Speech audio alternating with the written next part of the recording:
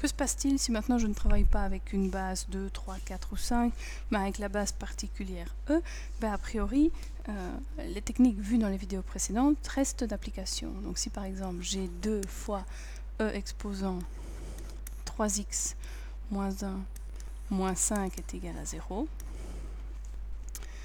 ici, aucun lien entre E et 5, donc je suis obligée d'appliquer la première technique, à savoir utiliser les fonctions réciproques et peut-être dépendre de la calculatrice pour exprimer la solution finale, mais je peux aller à un maximum sans utiliser cette dernière.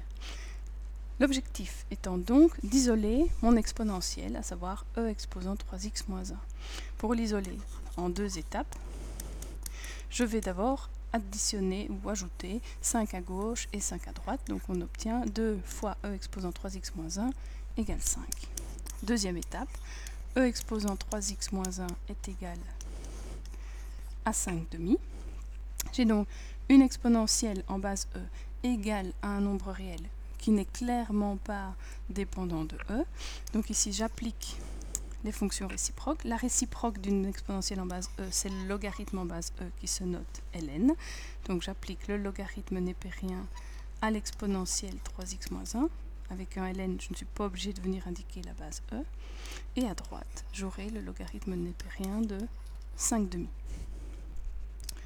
Par les fonctions réciproques, je sais que ln et E, leurs actions vont, entre guillemets, s'annuler. Il va rester 3x moins 1, et à droite, le ln de 5 demi, je ne sais pas y toucher, puisque le ln à gauche a été absorbé, entre guillemets, par l'exponentielle en base E. Si maintenant je veux trouver la valeur de x, eh bien, en 2 étapes également, j'ai le ln de 5 demi, auquel je vais ajouter 1, et pour terminer, je vais diviser le tout par 3.